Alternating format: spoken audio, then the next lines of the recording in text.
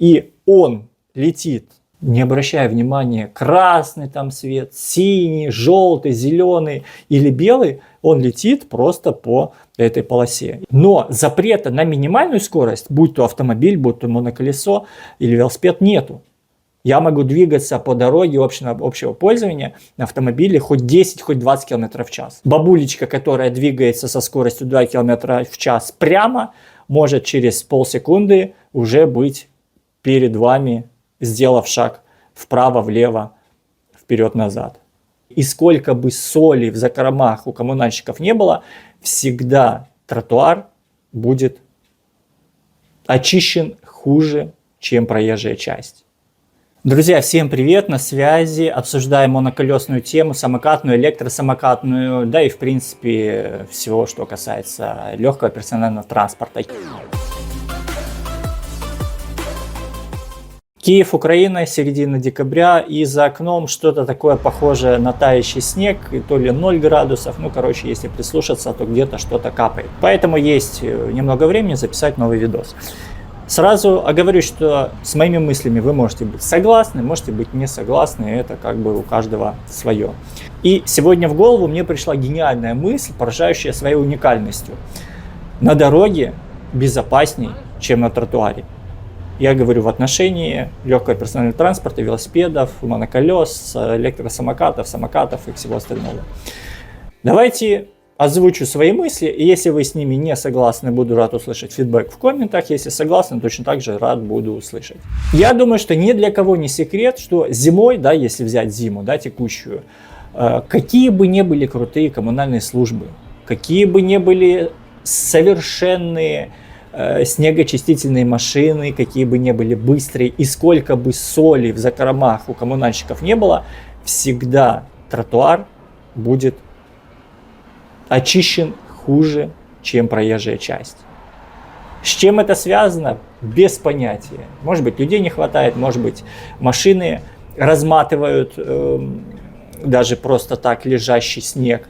Но на проезжей части, да, на ПЧ всегда чище, всегда ухоженнее, всегда отмытее, чем на тротуаре зимой. Если на тротуаре реально даже обычный пешеход может убиться, то что говорить про двухколесный, одноколесный транспорт, ну, уже не приходится.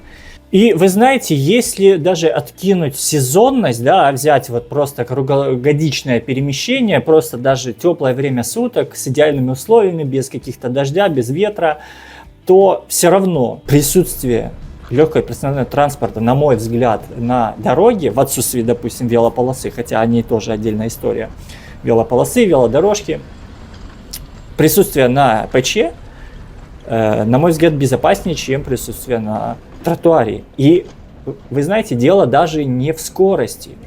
То есть, передвигаясь десяток лет на велосипеде, имея велосипед в прошлом, да, я не ехал 50 км в час, как на моноколесе, 40 и даже 30. Передвигаясь по ПЧ, обычная скорость велосипедиста, да, если это совсем прогулочная, то это, ну, наверное, там, скорость там, 15 км в час. Если это так, чтобы немного напрячься, то чуть побыстрее. Окей, небольшая скорость, вроде бы как есть большая вероятность успевать реагировать на обстановку на дороге, да, то есть почему во многих городах, странах ограничение 50, а не 150, потому что при скорости 30, 40, 50 вы, будучи автомобилистом, сможете, у вас будет больше зазор для того, чтобы отреагировать на дорожную обстановку.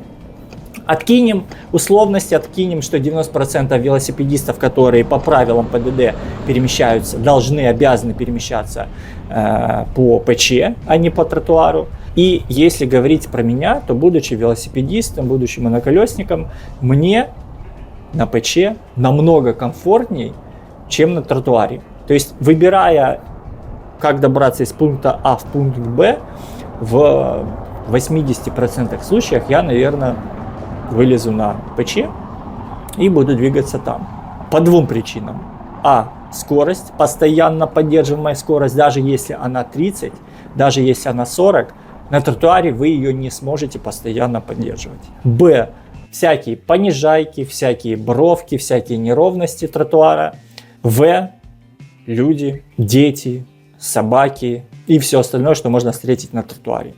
Но наряду с этим, вылезая, я говорю про себя, на ПЧ, лично у меня некое ощущение безопасности. Да, есть люди, которые никогда в жизни даже не планируют водить машину, не хотят получать права, потому что им страшно в городе, потому что ну его в баню, лучше я буду вызывать такси. У меня, выбираясь на ПЧ, неважно, в автомобиле, в бензоскутере, на моноколесе, у меня некое ощущение безопасности, которое больше, чем на тротуаре. Если у человека, который вылазит на ПЧ, есть минимум голова на плечах, да, есть хотя бы минимальное понимание знаний правил дорожного движения, если он не дальтоник, а таких реально много, по отношению к самокатчикам, самокатчиков, которые находятся на ПЧ, их 90% дальтоников. Когда ты стоишь на светофоре, неважно, на колесе или в автомобиле, и он летит, не обращая внимания, красный там цвет, синий, желтый, зеленый или белый, он летит просто по этой полосе. И не важно, что там перекресток, не важно, что там второстепенный кто-то выезжает, не важно, что там люди переходят по тротуару. Почему? Загадка. Так вот, если есть минимальные знания по ДД, если есть минимальное понимание, не обязательно даже иметь права на самом деле, не обязательно ходить в автошколу, изучать, просто нужно потратить один день для того, чтобы просто полистать эту книжечку. И иметь представление, иметь понимание и уметь предугадывать ситуацию на дороге на ПЧ. Ну, банально. Если вы двигаетесь, неважно, на велосипеде, на моноколесе или на электросамокате в правой крайней полосе, и впереди вас едет маршрутка. Понятно, что рано или поздно она припаркуется на остановку, и не нужно ее целовать зад. Если вы двигаетесь в крайней правой, и перед вами едет троллейбус, аналогично. Если вы едете, и перед вами колея трамвая уходит вправо, кто кого должен пропускать? Вопрос. Если вы двигаетесь по ПЧ и подъезжаете к перекрестку, пусть даже у вас главная дорога, то нужно же понимать, что кто-то слева, понимая, что скорости у вас 10, 12, 15, 20 км в час, попытается вас объехать, обогнать и влететь в поворот направо. Это тоже нужно понимать, крутить головой или смотреть в зеркало заднего вида, если оно у вас есть на шлеме. Если перед вами едет автомобиль, неважно, в первой полосе, во второй, в третьей или в 10, и он включает левый поворот, не факт, что он куда-то поворачивает. Он может просто объезжать какую-то неровность, он может объезжать припаркованную уже 100 лет машину, он может объезжать яму, и вы это тоже должны предусмотреть, предугадать и понимать. Конечно, я не говорю абсолютно про все дороги в том же Киеве, потому что, если говорить про лето, есть участки, на которых летом разрешено двигаться 102 км в час, реально в городе без штрафов, да, то есть 80 допустимых, плюс 20 нештрафуемых и плюс там 3 км на погрешность, то есть вот вам 103 км в час. Но такие участки, если есть возможность объехать на моноколесе, ну, к примеру, да, Днепровская набережная, там от Почтовой до моста метро, там или еще дальше. Там есть тротуар шириной там в 15 метров, можно туда вылезти, не обязательно лететь по первой полосе на моноколесе или велосипеде. Я говорю про обычные дороги, обычного пользования, где обычный автомобилист едет или хотя бы должен ехать 50-60 км в час. Да, не факт, что вы будете двигаться с потоком, потому что самая безопасная, по сути, скорость – это скорость движения потока. Да, если все двигаются 70, то в идеале, чтобы вы двигались на колесе или на велосипеде 70. Но запрета на минимальную скорость, будь то автомобиль, будь то моноколесо или велосипед, нету.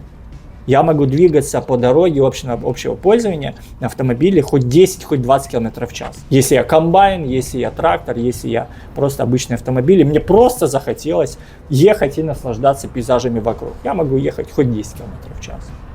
Так вот, о чем это я? Имея минимальные знания в голове, имея минимальную защиту, имея минимальное понимание ситуаций на дороге, да, которые могут возникнуть, мне кажется, что именно ПЧ более безопасно, чем тротуар. Если вы двигаетесь в потоке в автомобилях, с автомобилями параллельно, не параллельно за ними, то их реакцию на вас, их реакцию на приближающийся перекресток, вы можете предугадать, предусмотреть с вероятностью 99%. А вот предугадать поведение людей, поведение детей, животных именно на тротуаре, мне кажется, как раз-таки с вероятностью 90% вы не сможете. Бабулечка, которая двигается со скоростью 2 км в час прямо, может через полсекунды уже быть перед вами, сделав шаг вправо, влево, вперед-назад. Конечно, каждому выбирать самому, где передвигаться, как кататься. Может быть, кто-то вообще расценивает все это дело как хобби, берет в охапку, двигается в леса и передвигается, катается там чисто для развлечения по паркам. Но для некоторых это реально персональное транспортное средство, которое где-то реально должно находиться. На тротуаре, на велодорожке или на ПЧ. Друзья, вот такие вот мысли. Согласны, не согласны, палец вверх, фидбэк в комментах. Не знаете, что написать, напишите слово «Андатра». И подписка. Я удивлен, почему вы до сих пор еще не подписаны, если это так. До новых встреч, новых видосов. Всем пока.